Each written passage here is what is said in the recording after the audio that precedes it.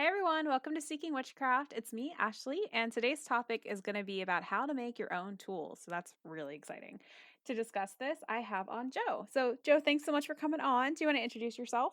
Yeah, hi, I'm Joe. I am a witch from Sydney, Australia, and I specialize in making not just tools, just magical artifacts of all kind. I run I wouldn't call it a shop, it's more like a personal indulgence called Urban Fawn, where people can come and ask me to make any kind of mad stuff, and I showcase what mad stuff I'm currently working on. And yeah, How long have you been making your own tools for? Was this something that you kind of started from day one, or is this something that you've learned to do over time? well, I work as a designer, and so I work in a creative industry. But obviously, being behind a computer all day long, it's not as creative as people think it is. So I tend to try and indulge that creative urge outside, and my witchcraft was obvious place for me to do that. I guess I've been a witch for more than 20 something years now, and making things and tools has always been a really big expression, a really big part of how I express my craft. So to answer your question, about 20 odd years or so. And yes, pretty much from the beginning, I was making my own tools. That's pretty cool. So, let me ask you this. So, I am not a creative person whatsoever at all. I have no experience making my own tools aside from maybe picking up a stick that I found outside and being like, "Yep, this is mine now. This is my tool," which just involved nothing, just me finding it. So, is this something that like even I could do with no experience in making tools at all and no creativity to make my own tools? Absolutely. It's one of my little bugbears is this idea that people have, which is that I'm not creative, I can't do that. No, I get that constantly. I'll show something online and people go, "Oh, that's so great. Oh, I wish I was talented. I'm just not that creative." And my answer to that is nonsense. You just think you're not creative. Our culture doesn't value art and doesn't teach artistic skill. And so we get to a certain age, and there's an age at about 12 where children generally will start having an amazing internal life. Their imagination just takes off, but their skill at bringing creative things to life is stunted because our society doesn't teach you how to do art. And so you get to that age and they go, well, if I'm not talented, if I haven't got this innate kind of creativity skill, I mustn't be an artist, and they give up.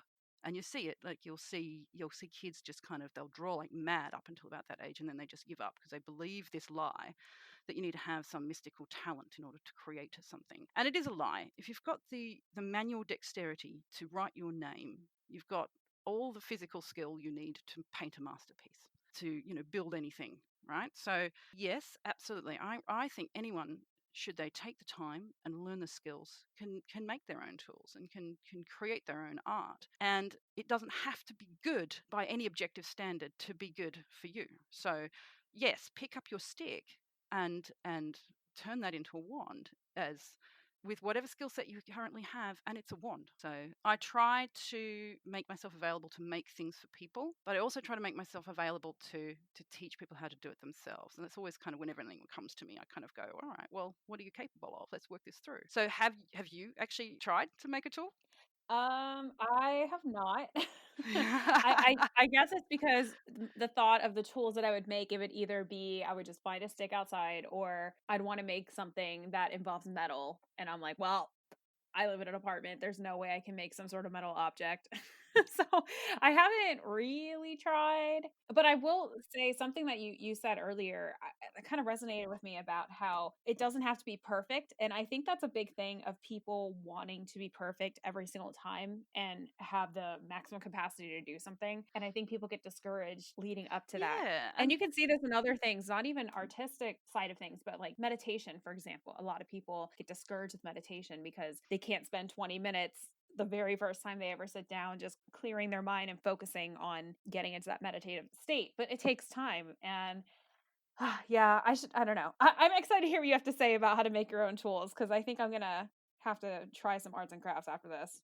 well, I'm actually immediately going to challenge you on the I live in a unit, I can't do metal work, because my personal athame, and I've got photos of it online, but my personal athame, I made it while I was living in a unit.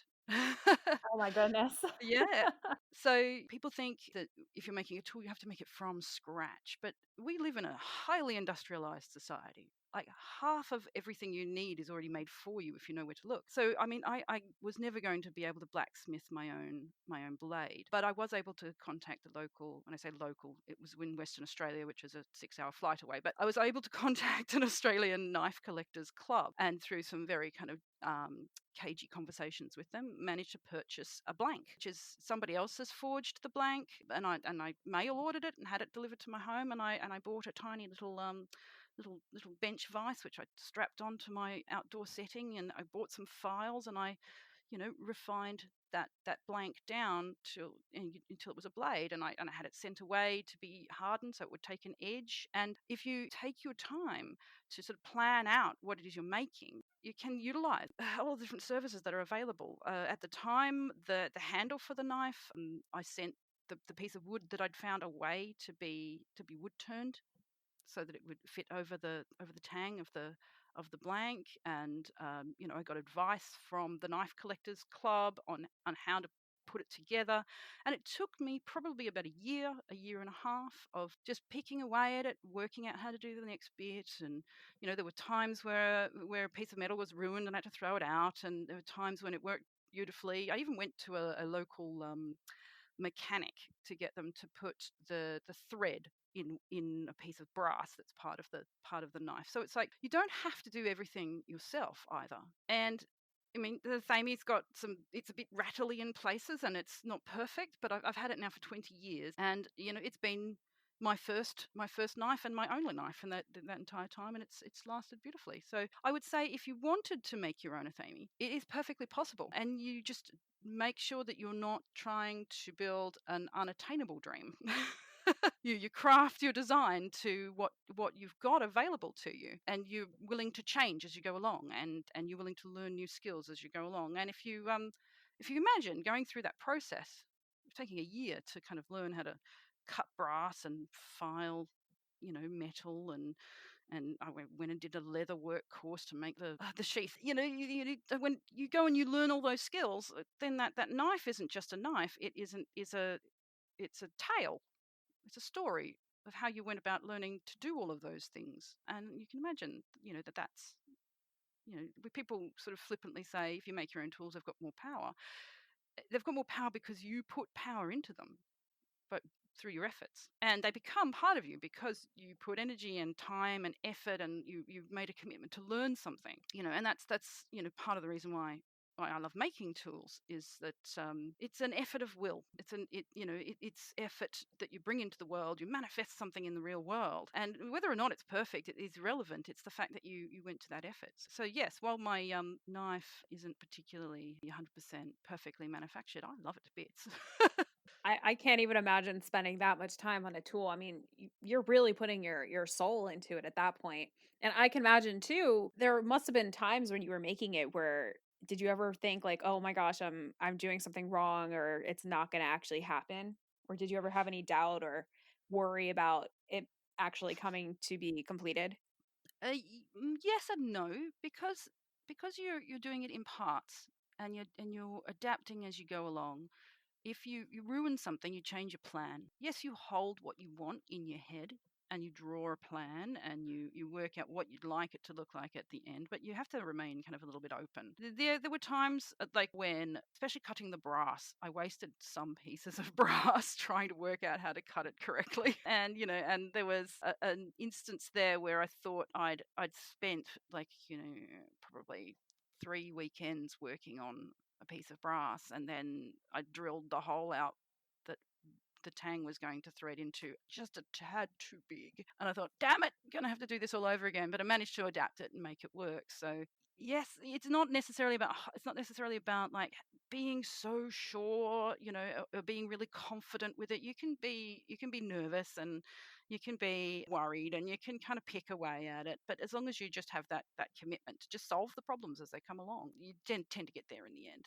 There's been very few tools that I've had to sort of throw out and start again. And sometimes those accidents are happy ones, and you end up with something better than you thought you were going to get. And I guess that's the nature of magic as well. Sometimes, you throw something out there and you get something back that you weren't intending but works. And that happens all the time making tools. That happens all the time in magic. Things almost never turn out the way you actually think that they're gonna happen. Yeah, yeah. Yeah, I find it all the time, especially with the wands that I make. So I guess I'll sort of segue over into talking about the wands. I was talking before about a tool being an expression of a story, of a person's tale, of the way, just the process of making it becomes part of the power of it. But there's also, whenever I make wands, I make them for other people. There's only so many wands I can actually, own. And when I do that, I find that the way that coincidences line up is just beautiful. So I'll give you an example.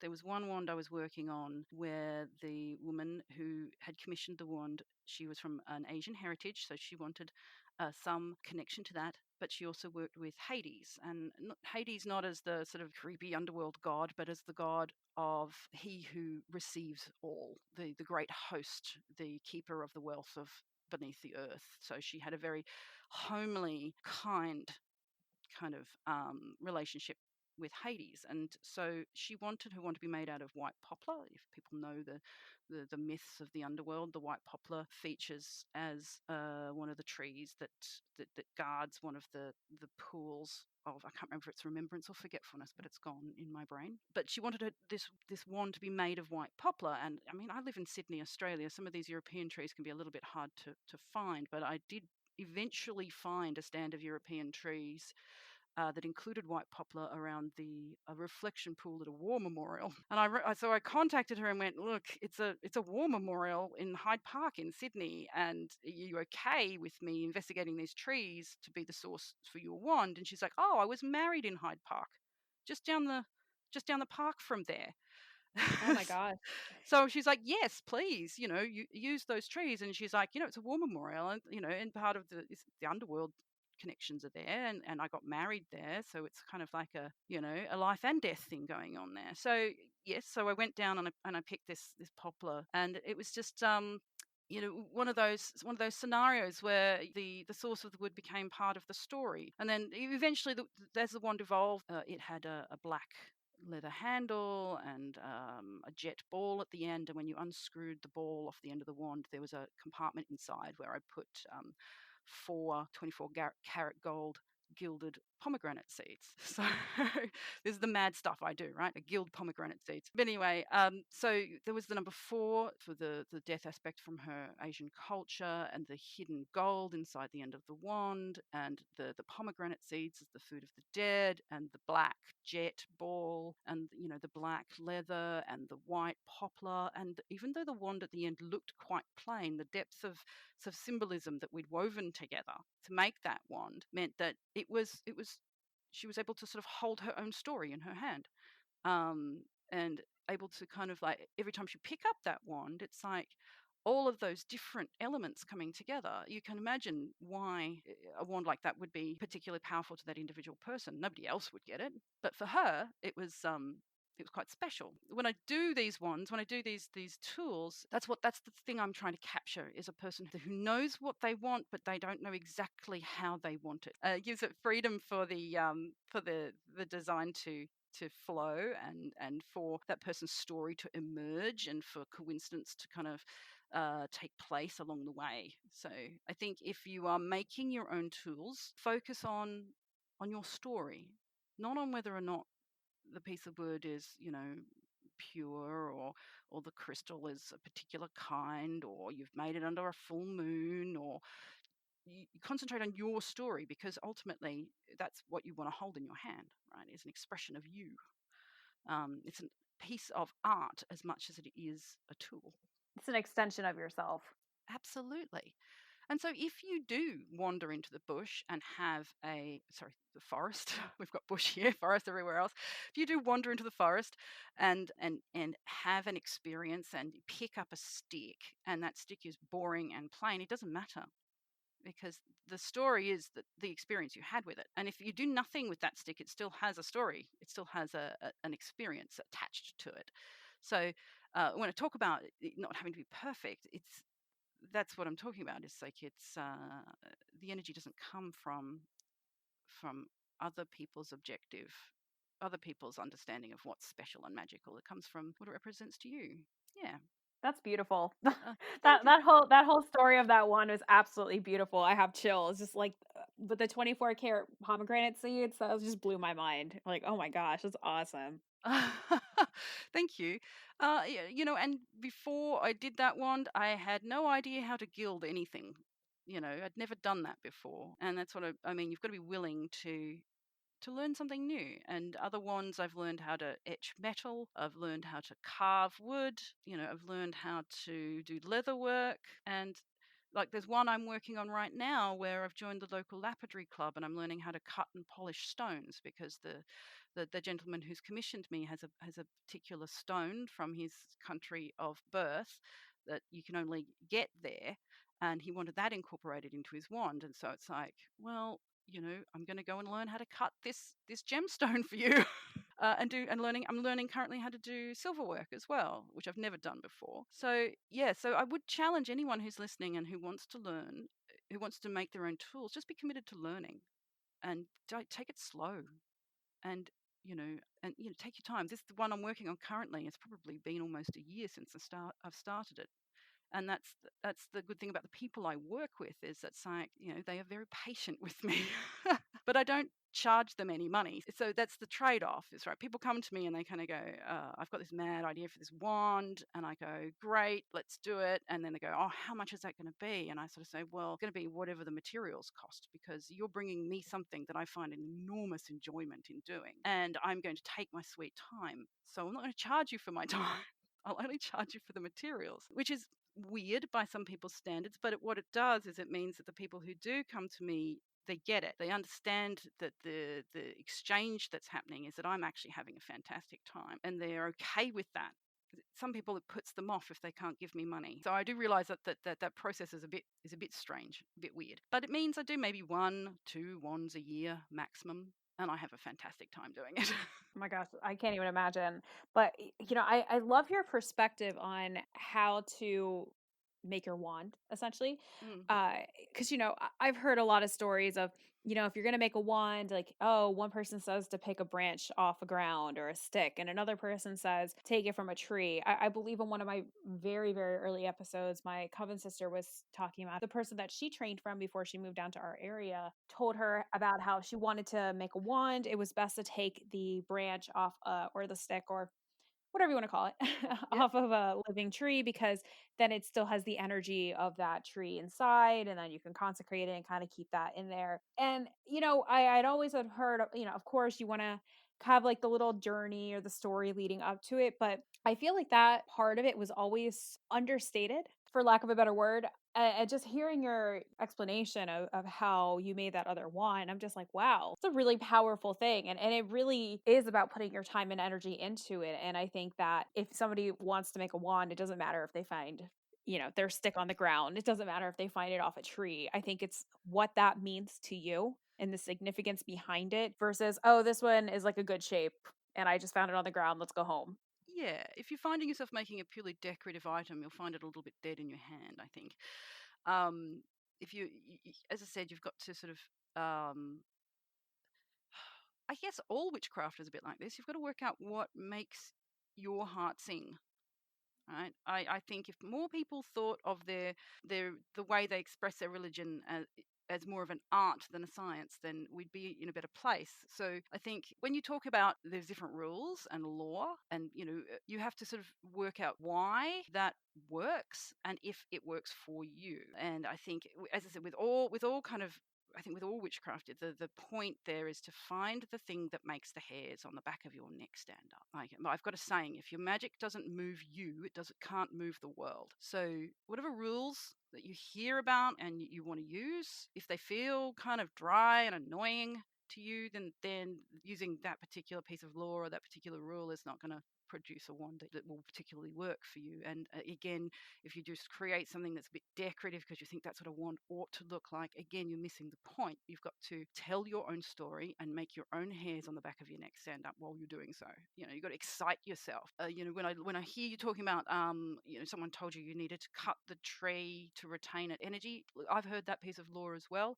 I've also heard it completely counter piece of law, which is, oh, you should only take wood that's fallen from the tree, been freely given. I'm like, well, both of those are kind of counter to each other, but they both have a story behind it. And you use the one that makes sense to you because you're crafting that buzz, that story, that hair on the back of your neck kind of experience for yourself. So personally, I will work with people, and if they have a particular way they'd like it done, I honor that. So some people will say no glue, please, at all, and I've sort of had to go and experiment with rice glue and all sorts of crazy stuff. Some people will say it needs to be from this particular tree, and they'll bring me the piece of wood because it's a tree that's special to them. Some people will say don't cut it. Some people will say pick it up off the ground. That's like so whatever works for you. I think I'm probably belaboring this particular point, but I think you understand what I'm talking about. Oh, absolutely. I'm one of those people that for me, I would want it to be already taken off, like a branch on the ground or not on the tree, because I feel bad even plucking. I have a rose bush on my balcony and I feel bad even taking the flowers off that. So just to bring inside. So I'll just sit there and look at them for a day and then watch them die. And I'm like, if I had plucked them off and put them in water, they probably would have lasted a couple more days than like me just watching them die in the heat outside. But I feel bad taking from the plant, and I know taking a branch from a tree, I would feel awful doing that, but that's just me. I know a lot of other Absolutely. people would absolutely prefer to take it straight from the source. I just feel bad doing that. I see. I've used both. I have cut wand wood from a tree, and I always make sure to give something back. So I joke of a friend of mine. We used to go driving, and if we'd see a particular species of tree where we were interested in, we'd always have like a container of slow release fertilizer in the back of the car and a pair of secateurs. Oh my goodness. So I always like to try and give something back. And if I have nothing to give back, they're really, on me at the moment, I will use a piece of my own hair.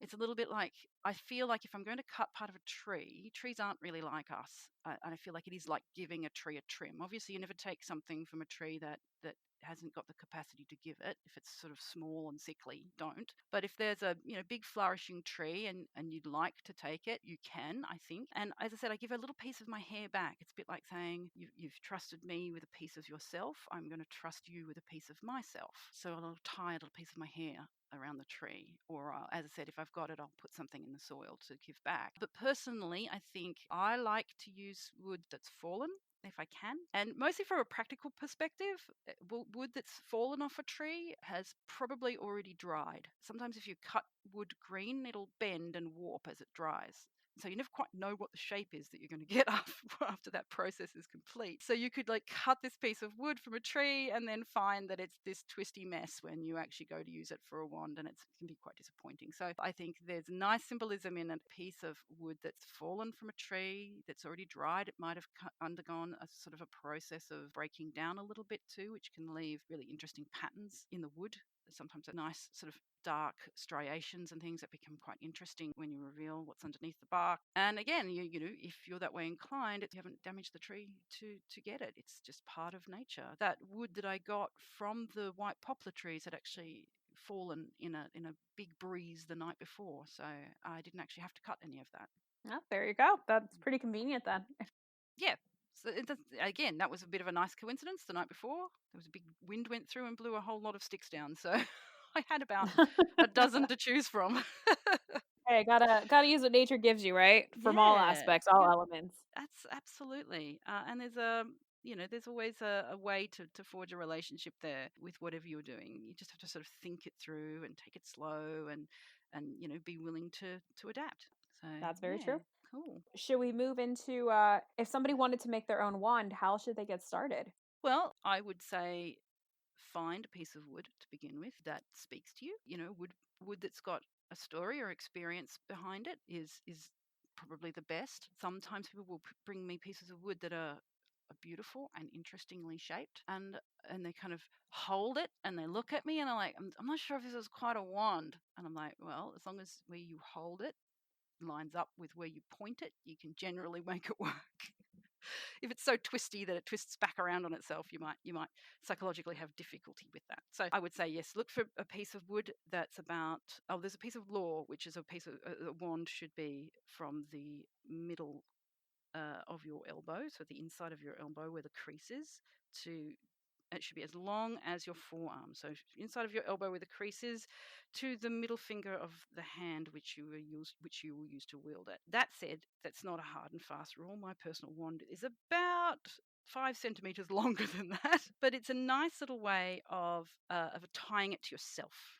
And it also produces a wand that's of a length that doesn't feel awkward in the hand. It's just a nice little piece of law you can use if you choose to. So you want a wand long enough to feel nice in your hand. You want a piece of wood that's from a tree that's has some meaning to you or an experience associated with it. If you're working with different trees in some of there's spiritual systems that will place on and have particular meanings for different trees. People who are interested in European law can look at the Olms for really interesting body of law around different trees, or you can use whatever is in your local area that has meaning to you. So find a piece of wood that's got meaning. I would say you don't really need to do very much to it at all if you don't want to.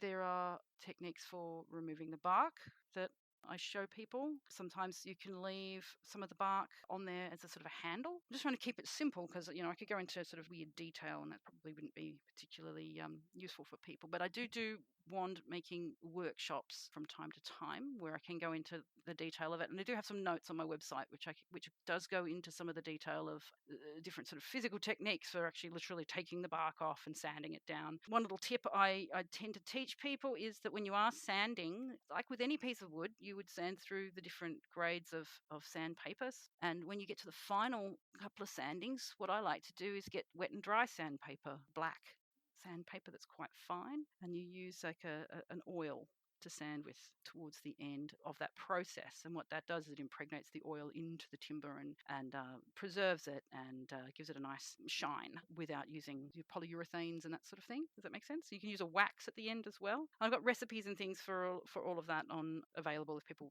want that. I can probably find a link for that later. Yep. Okay. Talking about how I'd go about making the wand. To be honest, you can sort of sand the wood down and leave it at that if you want. Sand and oil the wood and leave it at that if you want.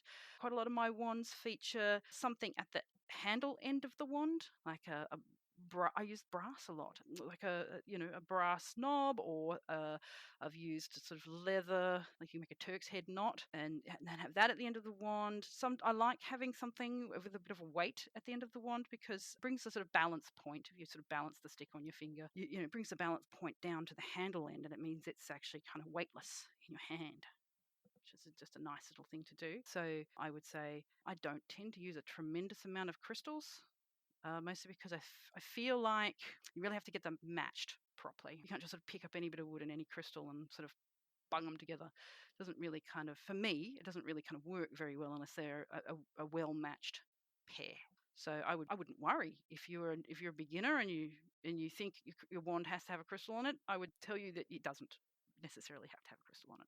And I guess I would also encourage people to draw a picture or write a description of their wand before they start, something to keep them on track. When I do workshops, we do like a guided meditation, which is essentially a way for people to visualize their wand before they start to make it. And having that picture in your mind of what it is that you are working towards helps keep you focused and helps you to eventually come up with something that will work for you. You can work on that design. You can keep it with you while you're working. It's like a focus. And not everyone can draw. That's cool, or feel they can draw. So if people in the workshops can't feel like they can get what they need out of drawing, they can write a description. I want my wand to be, as long as my arm plus an inch, it's going to be about, a centimeter thick because I want a thin whippy one, and that sort of thing. Just describe it. And so you've got a bit of focus there for yourself. You don't need particularly expensive tools. A bit of sandpaper, a bit of oil, and like a craft knife would probably get you by. I don't particularly make wands out of anything other than wood, to be honest. So couldn't really necessarily help if someone wanted one made of copper. I could do it, but I would have to go and learn how. I couldn't give you advice off the top of my head. Does that help? Oh, definitely. You Definitely. definitely inspired me to make a one. I have one that I won at a pagan pride festival about 2 years ago. Mm. But aside from that, I don't actually have a legitimate one. I mean, I have the one that I won, but I don't know. I just never really bonded with it, I guess you could say. And Yeah. It's okay. It's fine. So here's a thought exercise. Then, if you were to make your own wand, what kind of wood would you pick? Oh my goodness. I actually have no idea. I guess that my first thought would be maybe from an ash tree, considering my name's Ashley, but I feel like Oh that's not yeah, really a okay. good enough reason. I'm like, nah, I don't know if I want to go with that as my reason because that's literally it. I barely even know what an ash tree looks like. Ah, that's all right. That's what the internet's for. Um, all right. So, what about if you've got any wooded areas that you utilize for ritual? You know, have you got any trees that are special to you? Gosh, I wish that I did. I used to live where there was a lot more trees, but I recently moved this year to a completely corporate area where Oh, I live off like a busy road and there's yeah. really nothing around me. So I miss living where the trees are. But where I lived before, it wasn't very private. It was very public. So even then I never really got a chance to go outside in the woods and do some fun stuff under the full moon. But God, I wish I could have done that. Now, so off the top of my head, I don't have a tree that I can think of right now that I would use. But at the same time, I am big in using my athame. Yep. So I guess maybe I'm just not ready for one yet. I don't know. I guess I'm just maybe when I move for an apartment and one day get my own house, I don't know if I stop buying avocado toast. I'm a millennial, so apparently that's why I can't afford a house.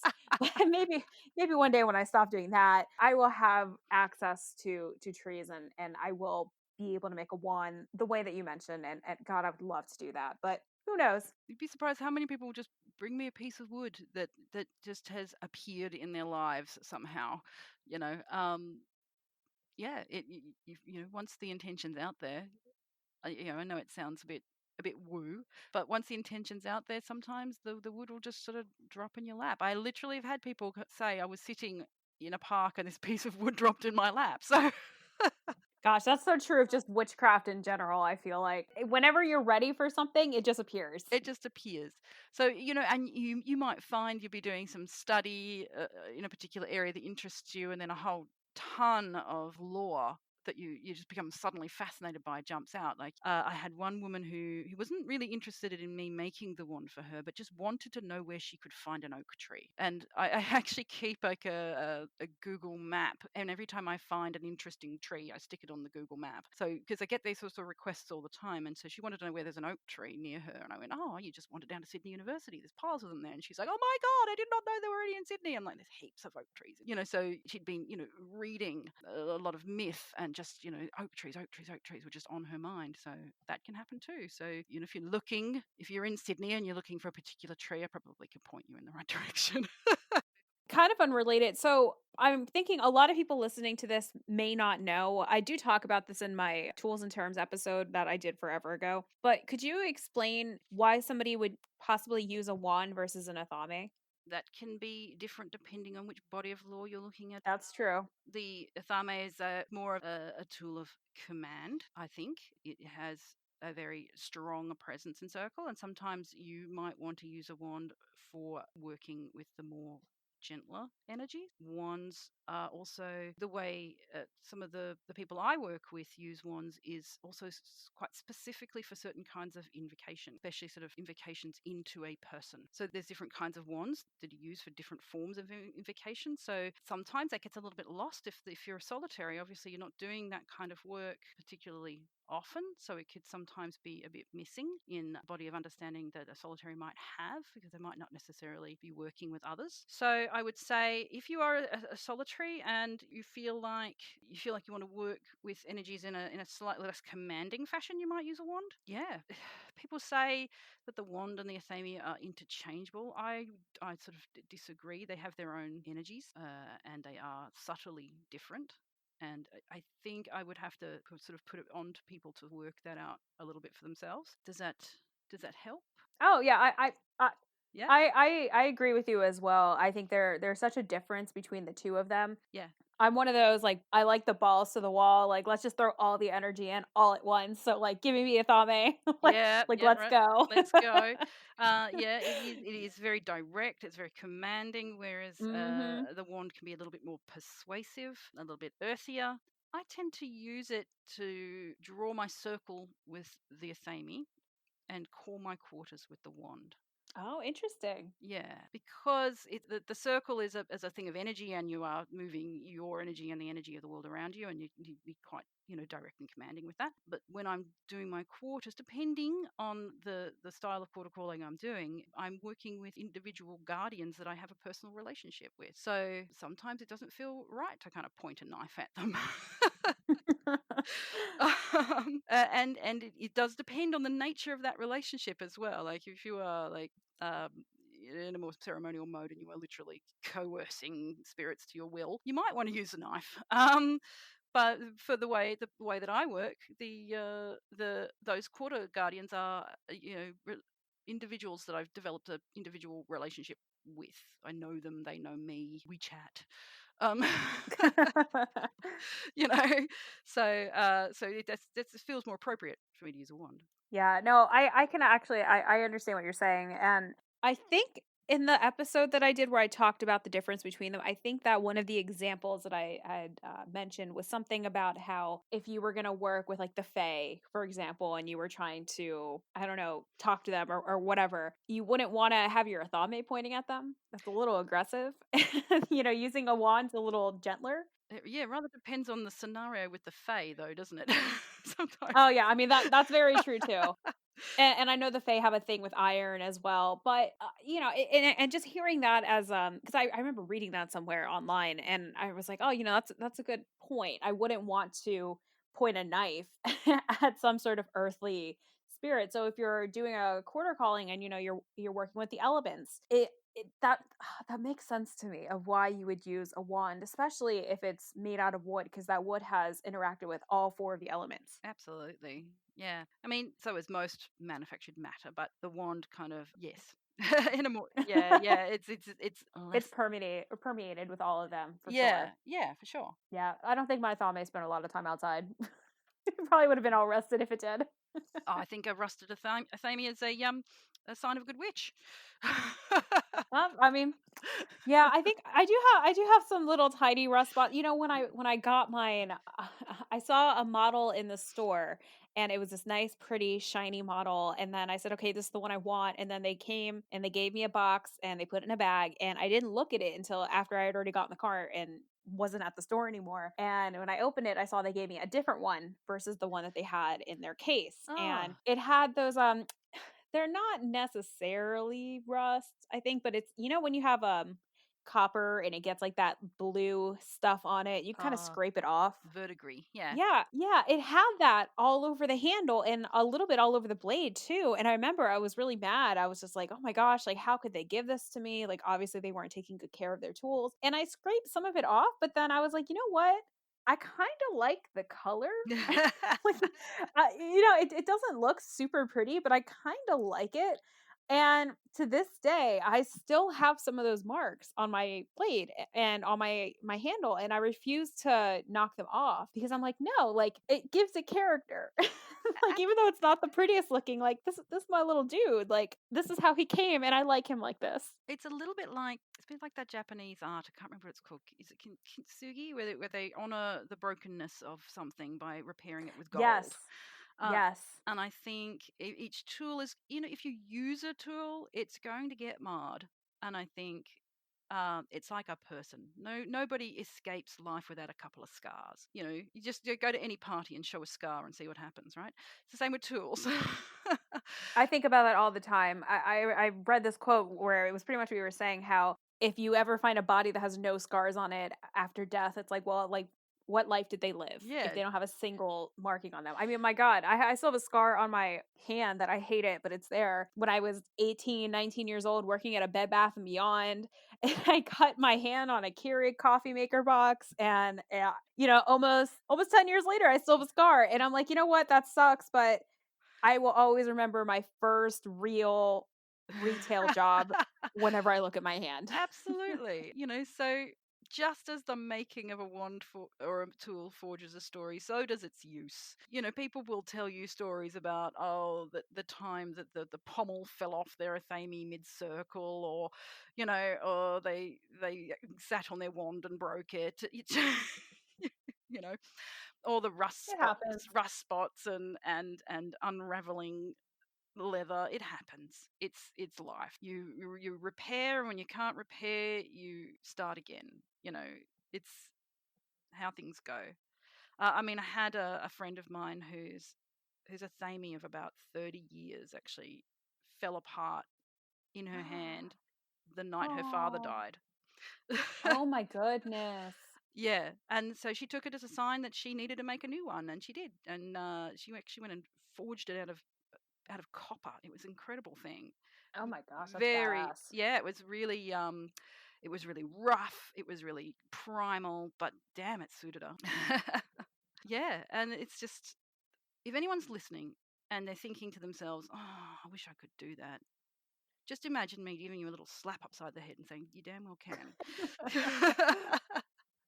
You absolutely can. Go and do it. And seek advice if you need it. Don't assume that you know how it's done. Go and learn. That's true. And I think it's so important to know too that if you're gonna make your own tool, it doesn't have to be the most aesthetically pleasing tool. I've definitely seen some beautiful tools that would do great on Instagram. Yeah. But in reality, they don't go. And I think that's one of the cool things too. People tend to match their tools in a way. Mhm. So I'll say my Athame, when I bought it, I didn't realize it, but it's massive compared to what a normal size one. Like it's longer than my forearm. It's quite big. Everybody kind of calls it my mini sword, Your mini but sword. Yep. oh my gosh, in circle, it's insane. Like my high priestess and my high priest are taller than me, and if I didn't have this tall Athame, I'd have to be standing on my tiptoes sometimes just to like be able to reach them. I don't know, but I have this massive knife essentially, and I don't know. It's just one of those that I look at other people's athames and I'm like, oh, that one's cool, or like, oh, that one's so pretty. But there's something about mine that I'm like, it's not the prettiest. It has these imperfections on it, but it's mine, Mm. and I Mm. just love it. But it would not do well on Instagram at all. Oh it's, no. it's it's not it's not the prettiest. No. Yeah, look, and I know what you mean about matching your tools. Like all of mine are. I don't know why. Everything I own is brown. um, yeah, my and it's funny because they all match my altar table, and my altar table was given to my parents from my grandparents for their wedding, and it's the most hideous 1970s chunky brown coffee table with like brown tiles all over it. And for some reason, the table has kind of like infected all of my other tools. So everything I own is like is in 70s mission brown. Oh my goodness. But that just suits me to a T. It's like it's plain, it's functional, and you can chip wax off tiles all day long. But my personal wand of all the wands that I've made, my personal wand is very, very plain. It's a piece of apple wood with brown leather and a little brass ball on the end. Aw. And I look at it and I go, well, that's just who I am. My stuff is plain. My stuff is functional. My stuff is easy to clean. Um, and I make things for other people that are for them, and that's cool too. So if you're dreaming of a something sparkly and amazing, as long as that suits you, go for it. But personally, my stuff's very functional. Yeah, and you might be surprised by what you end up making and how it turns out and how you relate to it. And I think just the pure act of making it yourself will mean you'll fall in love with it. Yeah. Yeah, that's true. You customize it the way that you want. And there's something to be said about making it yourself versus buying it at the store. Mm, absolutely. I know people have bought things at the store and then gone back and made things themselves because they just never connected with the thing they bought. And that's part of the reason why I don't just make wands and just sell them, because it's kind of not the point. How do you know that that's going to the right person? Exactly. You don't. Yeah. So I like to do things custom. So it's just how I am. Awesome. Yeah. All right. Well, cool. This has been a really awesome discussion. I've really enjoyed this. Oh, look, I could go for another, 3 hours if you let me. But because this has been fun, and and I would Look, I get really, really excited when other people get really, really excited and they want to talk about this stuff. So I'm not sure I'm going to throw my whole world out to anyone who's got a question, but if people, you know, if people have something specific, I'm happy to answer questions. So yeah, I don't know how you go about connecting with your community, but yeah, I'm around. So, how could somebody get in contact with you? Do you have a website or an email address or social media page or any of the above, all of the above, any of the above? I'm on Facebook. I am technically on Instagram, but I'm an old person and I don't get Instagram. So, um, you know, I've got a website at urbanfawn.com.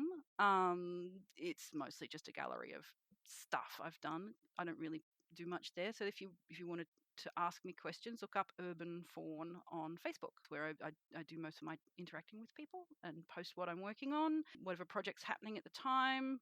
Sometimes I'll throw old photos up there and just chat with people there. It's not a particularly popular page. I think I've only got about 300 people. Okay, 300 people is a lot of people. uh, yeah, I know most of them though, so they're just all friends. That's even better. That means it's a personal connection. It's a personal connection. So if people are looking to make their own tools and they've got questions, I'm happy to help. And just find me on Urban Fawn on Facebook, and yeah, that'd be the best place. I will post a link to your Facebook page in the description for this episode too, so if anybody is interested and needs help finding it, you can find it in the bio. Fantastic. Awesome. And then for anybody listening, I'm sure you all probably know how to find the show at this point, but if not, you can find me on Facebook at Seeking Witchcraft Podcast, my Facebook group which is Witches Seeking Witchcraft, on Instagram at Seeking Witchcraft, on Twitter at Seek Witchcraft, or if you want to help support the show, you can do so by going on Patreon and my it's just patreon.com/ Seeking Witchcraft. Surprise. just if you just look up Seeking Witchcraft, you'll probably find me. Absolutely. That's how I found you. Oh, there we go. See? Yeah. All right. Well, thank you, Joe, so much for coming on. This has been such a wonderful conversation. I'm really inspired after our talk today. This has been really, really great. Well, catch up with me later, and I'll tell you how to do stuff. Oh, awesome. All right. Well, thank you so much, everybody, for listening, and I'll talk to you next time. Bye. Bye.